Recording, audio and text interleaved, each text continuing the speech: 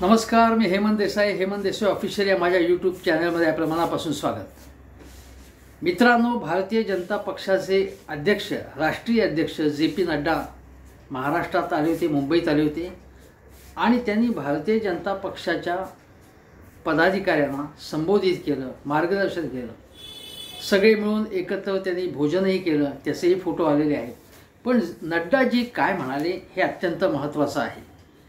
त्या अतिशय चांगल्या पद्धतीचं मार्गदर्शन त्यांनी केलं आणि त्यातला सगळ्यात महत्त्वाचा जो मुद्दा होता तो असा की भाजपचे नेते, पदाधिकारी आणि आमदार, खासदारांनी निवडणूक प्रचार काळात जनसामान्यांमध्ये मिसळताना आणि झोपडपट्ट्यांमध्ये फिरताना महागड्या गाड्या किंवा राडोसारखी महागडी घड्याळं ही न वापरता साधी राहणी ठेवावी असं त्यांनी सांगितलं। साधी राहणी ठेवावी याचा अर्थ काय आहे की निदान झोपडपट्ट्यांमध्ये किंवा चाळींमध्ये गोरगरिबांच्या वस्त्यांमध्ये जाताना तरी हा भपकेबाजपणा टाळा। एरवी भपकेबाजपणा तुम्ही करताच, म्हणजे जर सगळे जण साधेपणाने राहत असते तर असा सांगायचा प्रश्नच नव्हता। मग भारतीय जनता पक्षाचा एकूण आविर्भाव असा असतो की भ्रष्टाचार सगळे बाकीचे लोक करतात, बाकीचे पक्ष, बाकीच्या पक्षांचे नेते करतात, मोठमोठ्या गाड्या वापरतात आणि आमचा पक्ष हा नीतिमान पक्ष आहे। मग असं असताना असा सूचनावजा किंवा असा आदेश असेल त्यांना द्यावासा का वाटला?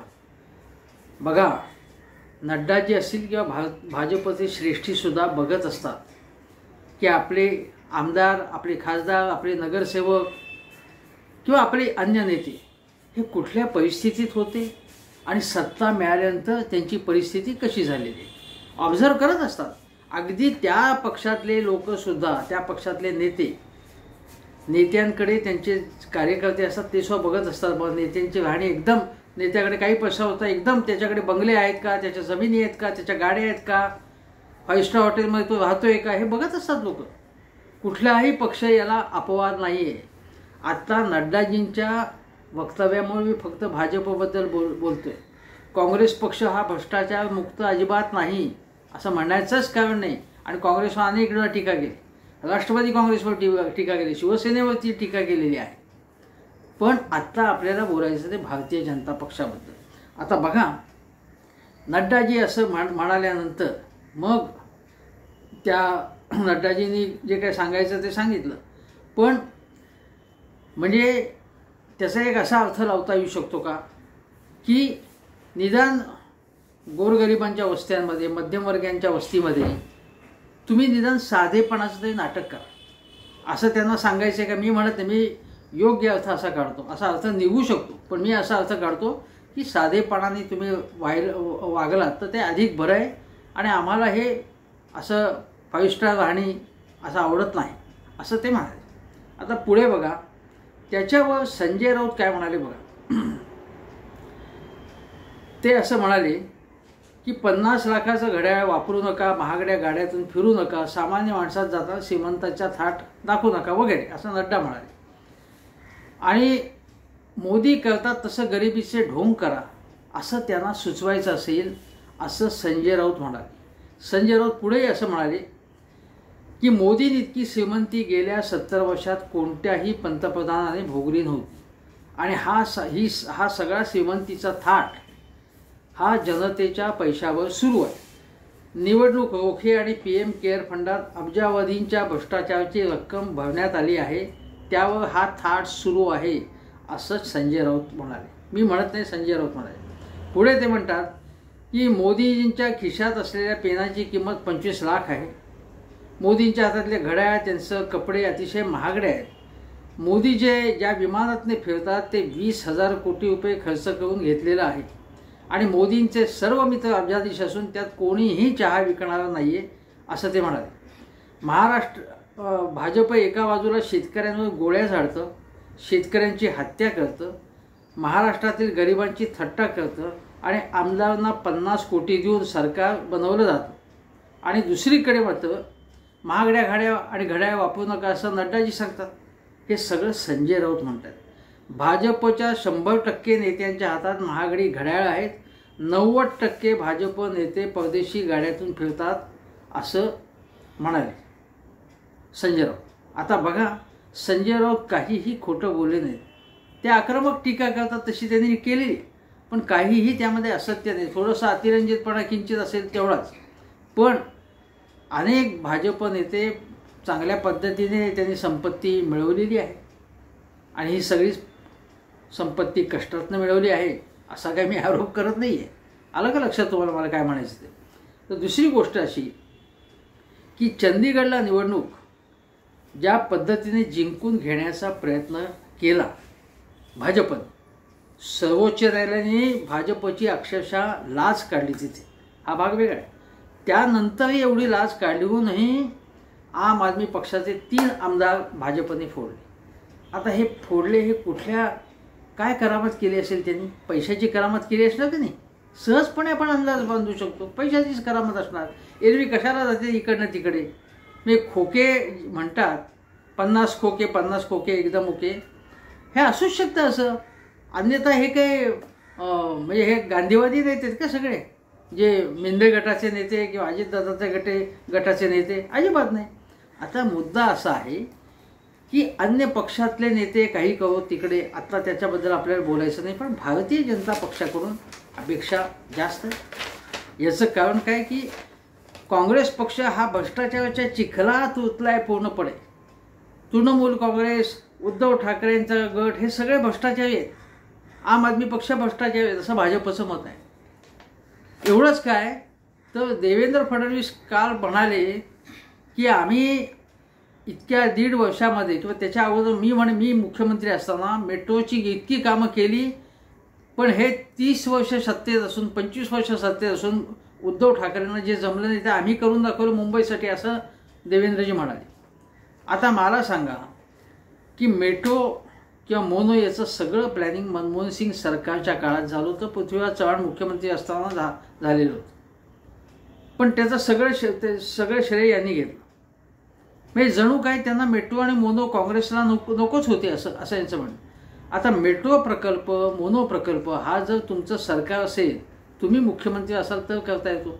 मुंबई महानगरपालिकेच्या पातळीवरती केवळ मुंबई महानगरपालिका एकट्याच्या बळावरती असे प्रकल्प हाती घेऊ शकत नाही. केंद्राचं सहकार्य लागतं. आता बघा, त्यावेळी जर आपण लक्षात घेतलं तर 10 वर्ष मनमोहन सिंगांचं सरकार होतं आणि मनमोहन सिंगांचं सरकार असताना जे मी म्हटलं की मेट्रो आणि मोनो प्रकल्पाची योजना तयार झाली होती, तर त्याबाबत उद्धव ठाकरे यांनी काही केलं नाही असं म्हणण्याचं कारण काय? आणि उद्धव ठाकरे यांनी 25-30 वर्षात काहीच केलं नसेल तर त्यांच्या मांडीला मांडी लावून तुम्ही सत्तेत होतात ना भाजप, मग भाजपनेही काहीही केलं नाही असं म्हणायचं का? हे असे लबाड लोक आहेत भाजपचे. मनोज जरांगे, काल मी तुम्हाला दाखवून दिलं, काल सांगितलं की मनोज जरांगे पाटील म्हणतात की ते किती खरं आहे की त्यांच्या विरुद्ध सापळा कसा रचला जातो. एकेका माणसाला पैसे देऊन उभं केलं जाते मनोज जरांगे पाटलांच्या विरुद्ध आरोप करण्यासाठी. 40-40 लाख रुपये दिले जातात असा आरोप त्यांनी केला. म्हणजे हे खोक्यांचा प्रयोग हा भाजप कसा करतोय हे बघा. पण आत्ता मला सांगायचं आहे की भारतीय जनता पक्ष कोण होतास तू, काय झालास तू असं म्हणण्याची पाळी यावी अशी स्थिती आहे. आणि किती साधी माणसं होती भाजपमध्ये. मी पुण्यामध्ये माझं शिक्षण झालं. मी रामभाऊ म्हाळगींना पाहिलेले माझ्या तरुणपणी. किती साधी राहणी होती, चालत जाताना दिसलेले ते. मी एवढंच नाही तर तुम्हाला सांगतो की नानासाहेब गोरे वेगळ्या पक्षाचे, रामभाऊ म्हाळगी हे भारतीय जनता पक्षाचे नेते, पण त्यावेळेचे सगळ्या पक्षाचे नेते साधे होते, बहुसंख्य. नानासाहेब गोरे जेव्हा ब्रिटनमध्ये हायकमिशनर होते किंवा त्या अगोदर पुण्याचे मेयर होते, त्यावेळी धोतर, स्वच्छ धोतर, कुर्ता आणि असे चालत जात असायचे. SM जोशी इतका मोठा नेता, संयुक्त महाराष्ट्राच्या लढ्यातला समाजवादी नेता, चालत जाताना असंख्य वेळा मी पाहिल्या. छोट्याशा घरात राहणारी माणसं. नानासाहेब गोऱ्यांचं घर छोटंसं, SM जोशींचं छोटंसं घर. किती साधी होती ती माणसं. आणि भारतीय जनता पक्षाचे नेते राम कापसे असतील, रामभाऊ नाईक किती साधे. रामभाऊ म्हाळगी मी चालत त्यांना बघितलेले अनेकदा. काहीही कुठलाही थाट माट काहीच नाही त्यांचा. अत्यंत अभ्यासू नेता, ज्यांच्या नावाने रामभाऊ म्हाळगी प्रबोधिनीची स्थापना केलेली भाजपने. चांगलं काम केलं त्यांनी, चांगल्याला मी चांगलंच म्हणतो. अभ्यास, रिसर्च, अनेक शिबिरं यासाठी ती संस्था ओळखली जाते. एक चांगली संस्था भाजपने उभी केली आहे. मी म्हणतोय तुम्हाला हे, त्याचं कौतुकही करतोय.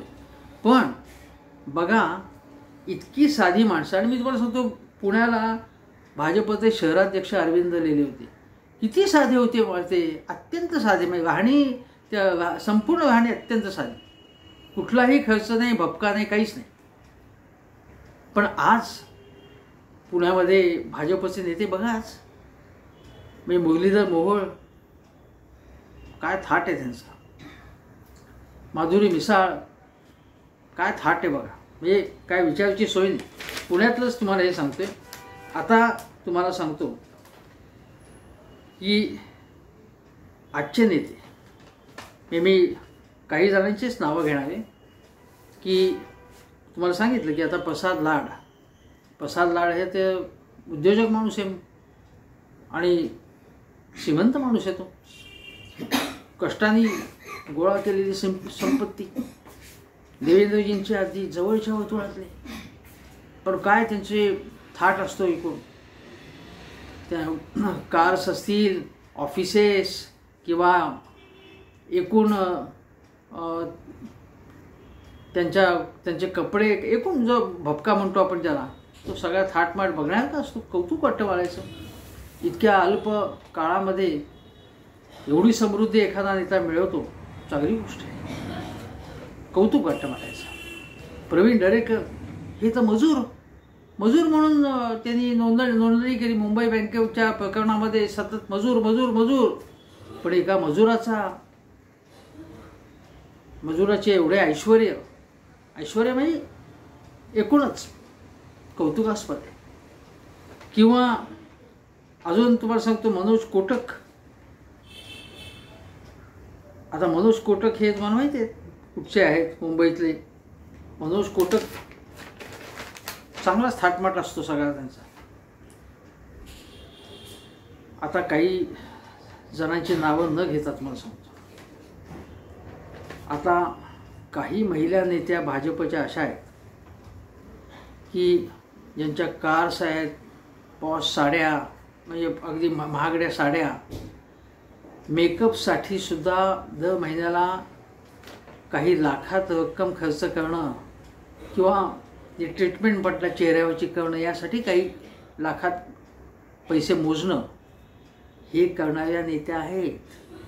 त्या भले आपण एखादी महिला नेती असेल, ती म्हणत असेल की मागास समाजाची मी तारणहार आहे.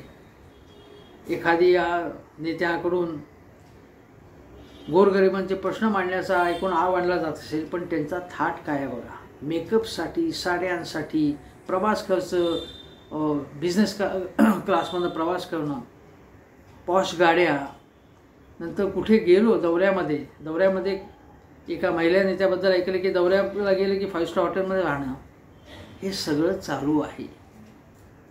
आणि हा बदललेला भारतीय जनता पक्ष आहे, मित्रांनो, तुम्ही लक्षात घ्या. आता दुसरी गोष्ट तुम्हाला सांगतो की याच्यामध्ये पूर्वीच्या नेत्यांमध्ये आणि आत्ताच्या नेत्यांमध्ये फरक बघा. आता पूर्वीच्या नेत्यांचा विचार करता वाजपेयी, अडवाणी यांचा भाजप आज बिलकुल राहिला नाही. वाजपेयी, अडवाणींनी बसनी सुद्धा प्रवास केलेला आहे, सेकंड क्लास रेल्वेनी प्रवास केलेला आहे. आणि अडवाणी तर खूपच साधे, म्हणजे आता त्यांचं खाणंसुद्धा असं काही खर्चिक असं काही नाही. माझ्या माहितीप्रमाणे पोळी भाजीच खायचे, ते अतिशय मिताहारी. त्यामुळे आज या वयातसुद्धा त्यांची प्रकृती चांगली आहे.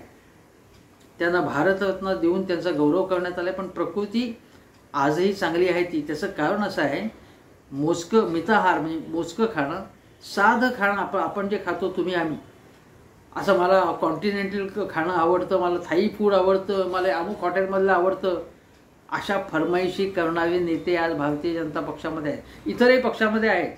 आत्ता मी भाजपबद्दल बोलतो, हे लक्षात घ्या. आता एक तुम्हाला किस्सा सांगतो. जसं मी तुम्हाला सांगितलं अडवाणीजींचं, तसे अरुण जेटली हे लॉयर किंवा वकील म्हणून अतिशय प्रतिथयश, अत्यंत हुशार माणूस, पण त्यांची राहणी साधी होती. सुषमाताई स्वराज अतिशय सुसंस्कृत, सभ्य, साधी राहणी. दुर्दैवाने हे दोन नेते आपल्यामध्ये नाही. त्यांच्या आठवणी आजही भारतीय जनता पक्षातले लोक करतात. किंवा त्या काळातलं जर आपण बघितलं तर नानाजी देशमुखांनी किती काम केलेलं आहे. म्हणजे उत्तर प्रदेशमध्ये अन्य ठिकाणी किती प्रकल्प, आदिवासींच्या विकासाचे प्रकल्प, गोरगरिबांच्या उद्धाराचे प्रकल्प अनेक राबवलेत. नानाजी देशमुख किती साधे आहेत. किंवा मी तुम्हाला सांगितलंच की या वाजपेयी अडवाणींच्या गोष्टी. पण शिवाय एक गोष्ट आहे की सुंदरसिंग भंडारी, मला एका भारतीय जनता पक्षाच्याच कार्यकर्त्याने अशी गोष्ट सांगितली, नेत्याने, की हा नेता त्यांच्या घरी गेला होता जेव्हा ते राज्यपाल होते. सुंदरसिंग भंडारी भाजपचे उपाध्यक्ष होते. ते राज्यपाल असताना हा नेता घरी गेला त्यांच्या, तेव्हा ते काय करत होते, त्यांची अंगात जी बंडी घालतात ना, ती बंडी शिवत होते. मग त्यांना विचारलं या नेत्याने, माणसाने, त्यांनी विचारलं की हे काय आहे सुंदरसिंगजी, हे काय करताय. ते म्हणे की हे मी शिवतोय कारण 6 महिने अजून मला ही बंडी घालता येईल. राज्यपाल असणारा माणूस किती साधा होता, जो भारतीय जनता पक्षाचे उपाध्यक्ष होते सुंदरसिंग भंडारी. आणि हे त्यांचं उदाहरण, जे गुजरातचे माजी राज्यपाल. नंतर अजून एक उदाहरण मी तुम्हाला सांगतो, ते आहे त्या हाशू अडवाणी, जे जनता पुलोदची राजवट होती महाराष्ट्रामध्ये तेव्हा ते मंत्री होते. हाशू अडवाणी हे चेंबूरचे आमदार, मंत्री, अत्यंत साधे, अत्यंत निगर्वी, सुसंस्कृत, नेमस्त, मवाळ नेते, सभ्य. भारतीय जनता पक्षाने ज्यांचा आदर्श घ्यावा, त्यांचाच नाही अन्य पक्षांनी सुद्धा अशा नेत्यांचा आदर्श घेतला पाहिजे. अतिशय लोकांच्या मदतीला धावून जाणार नाही. तर ते जेव्हा मंत्री होते हाशू अडवाणी, तेव्हा शनिवार रविवार ते चेंबूरला आपल्या घरी यायचे. मंत्र्यांचं घर तुम्हाला माहिती आहे की त्यांचा बंगला मलबार हिलवरती, आणि ते इकडे चेंबूरला यायचे. पण शनिवार रविवार ते येत असत मतदारसंघात, तेव्हा ते मंत्र्यांची गाडी वापरायची नाहीत. ते स्वतःची छोटी एक गाडी होती. ड्रायव्हरसुद्धा, म्हणजे सरकार जो ड्रायव्हर देते तोही ड्रायव्हर न घेता स्वतः हा ड्राईव्ह करतेच. आणि एकदा असं झालं की मतदारसंघात कोणाच्या तरी कार्यकर्त्याचे किंवा कोणाच्या तरी वडीलवाले कार्यकर्त्याचे, आणि तेव्हा हाशूजींनी सांगितलं की संबंधित कार्यकर्त्यांना की आपण त्यांच्या वडिलांच्या त्या निधन झाले, त्यामुळे आपल्या कार्यकर्त्याच्या समाचाराला जाऊया, त्याचं सांत्वन करायचं आहे आपल्याला. मग म्हणून ते गेले. आता ते गाडी त्यांनी चुकीची पार्क केली होती, चूक झाली होती त्यांची. आणि मग ते जेव्हा तिकडनं कोणाच्या तरी घरून त्या कार्यकर्त्याच्या घेऊन निघाले तर ती गाडी टो करून नेत होते ट्रॅफिकवाले. मग हे मंत्र्यांचं गाडी आहे, हे असं काय करतायत. आशूजी म्हणाले काय झालं, ते काय चूक, काय माझी चूक झाली, मी चुकीच्या ठिकाणी ती गाडी पार्क केली, टो करते तर टो करू देत, मी दंड भरीन. आणि मग त्यांनी पावती घेतली, दंड भरला.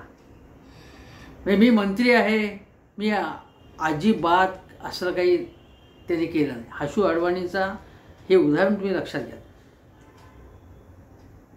आणि मी तुम्हाला सांगितलं त्याप्रमाणे की सरकारी गाडीचा खाजगी वापर करायचा नाही. आज जर तुम्ही बघितलं, तुम्ही डोळे उघडून जरी रस्त्याने चालताना बघितलं तर अनेक पोलीस अधिकाऱ्यांच्या गाड्या, सरकारी अधिकाऱ्यांच्या गाड्या, आमदारांच्या गाड्या, खासदारांच्या गाड्या, याच्यावरती असं लिहिलेलं असतं की आमदारांची गाडी, खासदारांची गाडी. त्या गाड्यांमध्ये कुटुंब कबिला इकडून तिकडे जात असतो. सरकारी पेट्रोलचा, सरकारी गाड्याचा उघड गैरवापर चालू असतो. हे झालं. आता असे साधे लोक, आता दत्ता राणे हे माजी मंत्री, उच्च तंत्र शिक्षण मंत्री, हे सुद्धा किती साधे होते. दत्ता राणे म्हणजे अक्षरशः म्हणजे ते मंत्री आहे की नाही असं वाटावं, इतकी साधी राणी. इतका निगर्वी माणूस, अगदी संयमी नेता भारतीय जनता पक्षात कामगार क्षेत्रामध्ये ज्यांचं काम आहे, किंवा वामनराव परब जे भाजपचे जुने नेते, ते सुद्धा असेच बायखळ्याचे आणि अगदी साध्या पद्धतीने साध्या ठिकाणी राहणं, प्रवास करणं, बसने रेल्वेने प्रवास करणं, आणि जुन्या या सगळ्या भाजपच्या कार्यकर्त्यांनी आज जे ज्येष्ठ आहेत त्यांनी जे कष्ट घेतले, जो पक्षासाठी त्याग केला, त्यामुळे हा पक्ष मोठा झाला. आणि या पक्षात आयत्या बिळावरती जे नागोबा आहेत अन्य पक्षातून आलेले, ते मजा करत आहेत. आणि पक्षातले ज्येष्ठ नेते असतील, पक्षासाठी जे राबले, त्यांना काही मिळालं नाही आणि ते बाजूला फेकले गेलेले आहेत. फक्त ज्येष्ठ नेते नाही, पक्षातले अन्य नेतेसुद्धा. आता मी तुम्हाला सांगतो की कुशाभाऊ ठाकरे जे संघाचे मूळ आणि मग भाजपचे अध्यक्ष होते, एका महिला कार्यकर्त्याला त्यांनी असं सांगितलं की तुला मी आता प्रमोशन देणार आहे, तुला मी आता राष्ट्रीय पातळीवर नेणार आहे. तेव्हा त्यांनी सांगितलं की नाही, माझी इच्छा नाही आहे, तेव्हा मला इथेच राहायचं. तेव्हा तेव्हा नाही, तुला जायला लागेल, कारण मी बघतोय की तू प्रत्येक जिल्ह्यात जातेस. मला तुझ्या पाय बघू, तुझ्या पायाची चाळण झाली की काय असं वाटावं, अशी गत झाली असेल, इतकी तू फिरतेस म्हणून. मी कौतुकाने ते म्हणाले ते असं. आणि चांगल्या प्रकारे प्रोत्साहन देणं हे भारतीय जनता पक्षामध्ये होतं. भाजपची चांगली बाजू अशी आहे की उत्तम संघटना बांधणी, केवळ चमचेगिरी करून जे वर जातात असे, आता ही जी तुम्हाला सांगतो ही भाटांची, पालखी उचलणाऱ्यांची, लाचार गुलाम लोक जे अन्य पक्षातून आलेत किंवा त्या पक्षात सुद्धा काही आहेत, हे आहेत अशा भ्रष्ट प्रवृत्ती, सत्तेचा फायदा घेणाऱ्या, लोणी मटकवणारे लोक आलेले आहेत. पण जे ओरिजिनल भाजपमध्ये असंख्य कार्यकर्ते नेते आहेत, ते पक्षासाठी कुठलीही अपेक्षा न बाळगता काम करतायत. आणि आशांचे गुण हेरणं हे भाजपचं काम आहे. ते कुशाभाऊ ठाकरे जे पूर्वाध्यक्ष भाजपचे, त्यांनी असं ओळखलं.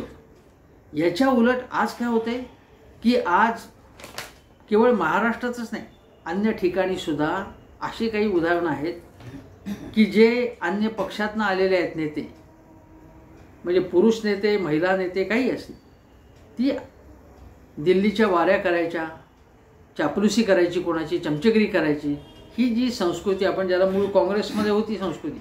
काँग्रेसमध्ये का होती, तर जो सत्ताधारी पक्ष असतो त्यामध्ये सत्तेचे फायदे घेण्यासाठी म्हणून अशी संस्कृती बोकाळते. त्या पक्षाच्या श्रेष्ठींचं काम आहे की असं आम्ही चालू देणार नाही, गुणांनाच फक्त आम्ही किंमत देऊ. चमचेगिरी केली म्हणून कोणाला प्रमोशन मिळणार नाही, बढती मिळणार नाही. पण असं होत नाही. आणि हे दुर्दैवाने ज्या पद्धतीने काँग्रेसयुक्त भाजप आता झालेलं आहे, त्या काँग्रेसचे हे सगळे अवगुणसुद्धा भारतीय जनता पक्षामध्ये येत आहेत. आता मला असं सांगायचं आहे की महाराष्ट्रात आपण बघितलं, आता हे जे नड्डाजी म्हणत आहेत की भपकेबाजपणा टाळा, याचा अर्थ त्यांच्या लक्षात आले की भाजपचे इथले अनेक नेते, आमदार, खासदार असतील, नगरसेवक असतील, हे लोक भपकेबाजपणा करत आहेत. काही जणांनी अमाप संपत्ती मिळवली असाही त्यांना संशय असू शकतो, किंवा ते संपत्तीचं प्रदर्शन सुरू आहे म्हणून. आता मी संपत्तीचं प्रदर्शन कसं करतात बघा. रमेश वांजळे जे दिवंगत झाले मनसेचे आमदार, ते संपूर्ण सोन्याने मढवलेलं त्यांचं शरीर लोकांनी बघितलं असेल. हे राजकारणामध्ये अशा प्रकारचं ऐश्वर्याचं प्रदर्शन करणं, सोन्या नाण्यांचं प्रदर्शन करणं हे चुकीचं आहे. अनेक नेते आज भाजपमध्ये सुद्धा असे आहेत जे अन्य पक्षात आहेत की ते हिरे माणके अशी विकत महागडे घेतात, महागडे रिंग्स घेतात, किंवा कानातल्या किंवा बांगड्या महिलांनी घालतात या. आणि आता भरत गोगावले हे आता बघा त्यांच्या हातात किती सोनं असतं. ते मला सोन्याची आवड आहे. आणि कोणाला सोन्याची आवड नसते, पैसा असतो का तुम्हाला. आणि राजकीय नेत्यांनी अशा प्रकारच्या संपत्तीचं प्रदर्शन करणं योग्य आहे का. शिंदे गटातले ते पतोद होते, जे पतोद म्हणून बेकायदा म्हणून बेकायदेशीर त्यांची अपॉइंटमेंट झाली आहे. असं सुप्रीम कोर्टाने सांगितलं होतं, पण राहुल नार्वेकर ते मानायला तयार नाहीत. हा विषय नाही आत्ता, पण हे सांगतोय तुम्हाला. आता तुम्हाला अजून एक गोष्ट सांगतो की भारतीय जनता पक्षामध्ये श्रीमंत नेते आहेत, अन्य पक्षात सुद्धा आहेत. आता महाराष्ट्रातले सगळ्यात श्रीमंत आमदार अशी एक क्रमवारी मी काही माहिती काढली, ती बघा तुम्ही, आणि कोणाची काय संपत्ती. आता हे सगळ्या पहिले 10 जे आहेत टॉपचे ते सांगतो आणि पक्षाच्या नावासकट सांगतो. फक्त भाजपचीही माहिती सांगत नाही, अन्य पक्षांचीही सांगतो. सगळ्यात श्रीमंत कोण आहेत ते मग बघू आपण, पण क्रमवारी सांगतो मला. रत्नाकर गुट्टे राष्ट्रीय समाज पक्ष महादेव जानकरांचा 149 कोटी रुपये. समीर मेघे भाजप 159 कोटी. प्रशांत ठाकूर भाजप 183 कोटी. राजेश पवार भाजप 191 कोटी. तानाजी सावंत शिंदे सेना मिंदेगड 206 कोटी. अबू आझमी समाजवादी पार्टी 209 कोटी. विश्वजित कदम काँग्रेस 216 कोटी. मंगल प्रसाद लोढा भाजप पालकमंत्री आहेत, भाजपचे मंत्री आहेत, मोठे बिल्डर आहेत, 441 कोटी. आणि नंबर 1 घाटकोपरचे भाजपचे आमदार पराग शहा 500 कोटी रुपये इतकी त्यांची संपत्ती आहे. आता सगळ्यात गरीब कोण आहेत बघा याच्यामध्ये. त्यामध्ये विनोद निकोले हे मार्क्सवादी कम्युनिस्ट पक्षाचे आपले इकडचे आमदार या वसई विरार त्या ठिकाणचे. 51,000 रुपये एवढीच त्यांची संपत्ती आहे. म्हणजे कम्युनिस्ट पक्ष हे तुम्हाला सांगतो की किती प्रामाणिकपणे काम करतात, तळमळीने काम करतात, नेकीने काम करतात. ज्या लोकांना जास्तीत जास्त यश मिळालं पाहिजे देशामध्ये, महाराष्ट्रात सगळ्या ठिकाणी, लोकांना काही पडले नाही. जसं चांगल्या लोकांना जर अशा विनोद निकोलेंसारखा प्रतिसाद दिला, म्हणजे असे कम्युनिस्ट जे तळमळीचे आहेत, तर या देशाचं कल्याण होईल. अनेक समाजवादी नेते किती गरिबीत खस्ताखात जगले, मधु दंडवतेसारखे नेते, मधु लिमये, केवढे साधे लोक होते समाजवादी पक्षाचे लोक. पण लोकांना आठवण आहे की नाही माहीत नाही मला. आमच्या मनात मात्र त्यांच्याबद्दल आठवणी आहेत. आता बघा, करोडपती आमदार हा सर्वे घेतला होता. भाजपचे करोडपती आमदार किती आहेत? 95% करोडपती आहेत. काँग्रेसचे 96% आहेत. काँग्रेस भ्रष्टच आहे, ते सगळ्यांना माहिती आहे, असं आपण म्हणतोच. पण भारतीय जनता पक्ष 95% आमदार करोडपती असतील, हे आत्ताचं नाही, डेटा जरा जुना आहे, ही आकडेवारी थोडी जुनी आहे. आत्ता तर त्यांच्याकडे आणखीन संपत्ती आली असेल, हा भाग हा लक्षात ठेवा तुम्ही. आता 2019ची आकडेवारी आहेत. भाजपचे 105 आमदार निवडून आले होते आणि त्यामध्ये सरासरी आमदारांची मालमत्ता भाजपची किती होती? 27 कोटी रुपये, हे लक्षात घ्या. आणि शिवसेना जेव्हा एकसंध होती तेव्हा सरासरी 13 कोटी रुपये होती. शिवसेना हा भ्रष्ट आहे, उद्धव ठाकरे भ्रष्ट आहेत, त्यांचं सरकार भ्रष्ट, ते सगळे त्यांचा पक्ष भ्रष्ट असं म्हणणारे. भाजपच्या निम्म्यापेक्षाही कमी मालमत्ता त्यांची होती. नंतर NCPची किती होती, म्हणजे राष्ट्रवादी काँग्रेस 15 कोटी. जो प्रचंड भ्रष्ट आहे असा लोकांचा दावा आहे. त्यापैकी काहीच नेते कदाचित प्रचंड भ्रष्ट असतील, महाप्रचंड. इतरांना लोण्यातला फार कमी हिस्सा मिळाला असेल. 15 कोटी रुपये सरासरी. आणि काँग्रेस सरासरी 24 कोटी रुपये अशी संपत्ती होती. काँग्रेस तर भ्रष्टच आहे, पण काँग्रेसपेक्षाही 27 कोटी सरासरी मालमत्ता भाजपच्या आमदारांची होती. आणि भाजपचे 105 आमदार निवडून आले. आता बघा, 5 वर्षामध्ये सर्व आमदारांच्या संपत्तीत 2014 ते 19 या काळात 107% वाढ झाली होती. आणि याच्यामध्ये जर बघितलं 160% वाढ झाली. याच्यामध्ये भारतीय जनता पक्षाचे सर्वाधिक आमदार होते. म्हणजे माझं काय म्हणणं आहे की संपत्ती तुम्ही कष्टाने मिळवली तर उत्तमच, पण अनेक नगरसेवक, सर्व पक्षांचे नगरसेवक झाल्या वर्षभरातच त्यांची संपत्ती प्रचंड होती. आता ह्या ॲफिडेव्हिटचा अभ्यास करता येतो. ॲफिडेव्हिटमध्ये जाहीर केलेली संपत्ती आपल्याला कळू शकते, ती खरी आणि सर्व संपत्ती ॲफिडेव्हिटमध्ये द्यावी अशी अपेक्षा असते. काळे व्यवहार असतात, मनी लॉन्ड्रिंग करून असलेला पैसा जो असतो तो वेगळाच. पण इतके प्रचंड पैसे या भारतीय जनता पक्षाच्या आमदारांकडे आहेत आणि अनेकांची अनेकांचा विकास हे आमदार झाल्यानंतर झालेला आहे, हे लक्षात घ्या तुम्ही. त्यामुळे भारतीय जनता पक्षाचे आमदार हे इतरांपेक्षा कुठल्याही प्रकारे वेगळे नाही. उलट अत्यंत अल्प अवधीत काँग्रेसपेक्षाही अधिक गतीने आता हे लोक पैशाच्या बाबतीत प्रगती करतात. आता एवढा पैसा आला, इतकी संपत्ती आली, तो खर्च करणारच ना माणूस. मग ब्रँडेड कपडे, सूट, फॅन्टॅस्टिक अशी जॅकेट्स, परदेशामधनं मॉडर्न गॅजेट्स आणायच्या, पॉश अत्यंत सॉलिड कार आणायच्या, पॉश कार्स, किंवा जमिनी घ्यायच्या, फार्म हाऊसेस बांधायची. आता आपले मुख्यमंत्रींचा तर आदर्श अनेक जण घेऊ शकतात. त्यांनी हेलिकॉप्टरने जाऊन शेती करतात. ते त्यांची जमीन किती आहे माहिती आहे, किंवा कधी जमिनीचा विस्तारही होत असेल, समृद्धी वाढते त्यांची, एकूण चांगली गोष्ट आहे, कर्तृत्ववान माणूस आहे तो. आता बघा, इतकी संपत्ती असली, आणि मी म्हटलं की एवढी संपत्ती मिळाल्यानंतर तो भपका येतो. आता एवढं ऐश्वर तुम्ही मिळवलं असेल तर ठीक आहे, ते तुमच्या पैसे राहू देत, निदान ते दाखवू नका, म्हणजे लपवा आणि साधे कपडे घालून जा, असं म्हणायचं का नड्डांना? मी असं म्हणत नाही, असा अर्थ कोणी काढू शकतो. मग साधेपणाचं ढोंग सुद्धा जर कोणी केलं तर त्याला काय अर्थ आहे? खरा जर आपण मेसेज घ्यायचा असेल, नड्डाजींच्या ह्याच्यापासून चांगला मेसेज घ्यायचा असेल, त्यांना काय म्हणायचं आहे मला माहीत नाही. पण भारतीय जनता पक्षाच्या कार्यकर्त्यांनी आपले जे मागचे नेते होते, मागच्या पिढीतले नेते होते, अडवाणी असतील, वाजपेयी असतील, नानाजी देशमुख असतील, कुशाबू ठाकरे असतील, रामभाऊ म्हाळगी, राम कापसे, राम नाईक, वामनराव परब, या नेत्यांपासून प्रेरणा घ्यावी. साधी राहणी असावी आणि उच्च विचारसरणी असावी.